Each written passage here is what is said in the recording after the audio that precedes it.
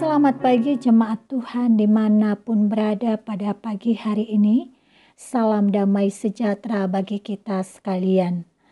Di pagi hari ini kita kembali disapa oleh firman Tuhan dari Kolose pasal 3 ayat 1-3. Demikian firman tertulis. Karena itu, kalau kamu dibangkitkan bersama dengan Kristus, pikirkanlah perkara yang di atas, bukan yang di bumi. Sebab kamu telah mati dan hidupmu tersembunyi bersama dengan Kristus di dalam Allah. Saudara yang terkasih, setiap hari kita bisa memutuskan sejumlah pilihan dalam hidup ini. Itu dikarenakan karena kita berpikir. Kualitas pikiran kita akan sangat mempengaruhi kualitas pilihan yang kita ambil dan jelas akan mempengaruhi kualitas kehidupan kita.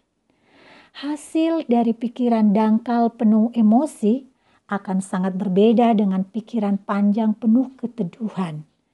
Biasanya orang-orang yang dipenuhi dengan pikiran yang baik akan melahirkan gagasan tindakan positif yang membangun. Dan sebaliknya, orang yang dipenuhi dengan pikiran negatif, darinya akan mengalir berbagai hal-hal yang menghancurkan, entah itu berupa kata-kata ataupun juga tindakan. Saudaraku yang terkasih, kali ini kita mendengarkan firman Tuhan mengajar kita untuk memiliki kualitas hidup dengan cara memikirkan perkara-perkara yang di atas dan bukan perkara yang di bumi. Demikian bahasa Paulus kepada jemaat di Kolose. Perkara yang di atas yang dimaksudkan oleh Paulus tentu bukan seperti mimpi mengawang-awang yang seolah tidak ada tempat untuk mendarat. Memikirkan perkara di atas adalah memikirkan hal-hal yang dipikirkan oleh Yesus, Allah yang berkuasa atas dunia ini. Banyak tentu pikiran Tuhan Yesus yang baik bagi dunia ini. Yesus sangat peduli bagi manusia yang hidup di dunia ini. Ia sangat memperhatikan, bahkan rela berkorban demi menyelamatkan manusia yang terpuruk. Ia datang dengan pemikiran yang dinafasi kasih, sehingga setiap tindakan yang diambilnya selalu bertujuan untuk menghidupkan dan bukan mematikan.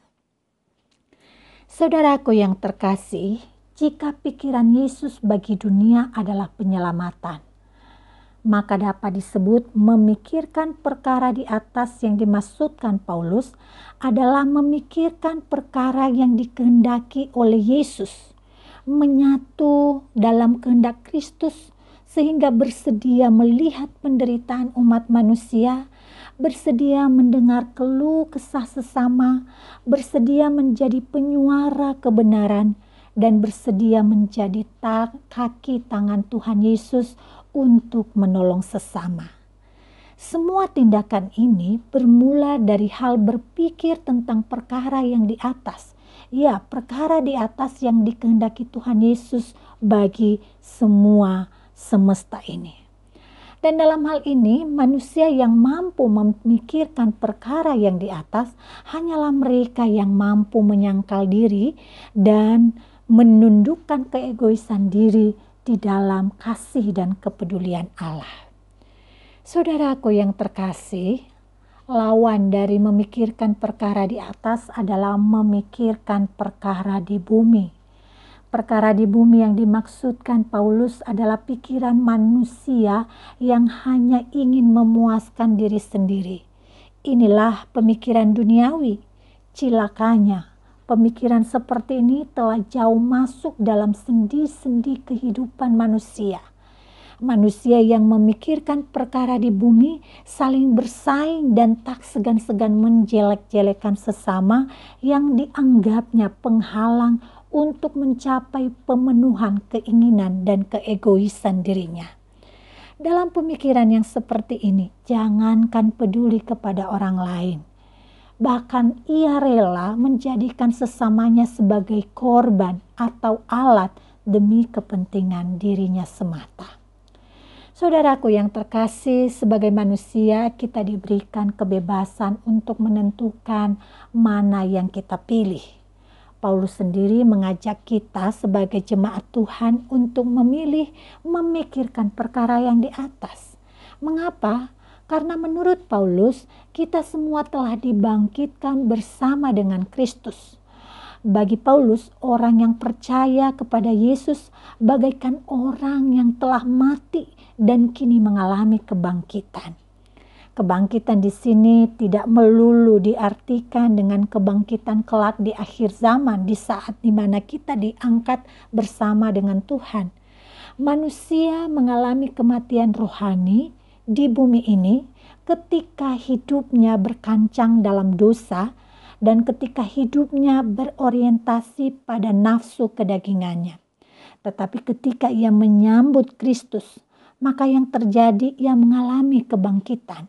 Bangkit dari dosa-dosanya yang mematikan, meninggalkan naluri kedagingannya, dan kini hidupnya berorientasi kepada kehendak Allah. Itulah pertobatan. Orang yang bertobat tidak nyaman kalau tidak memikirkan apa yang dipikirkan oleh Allah.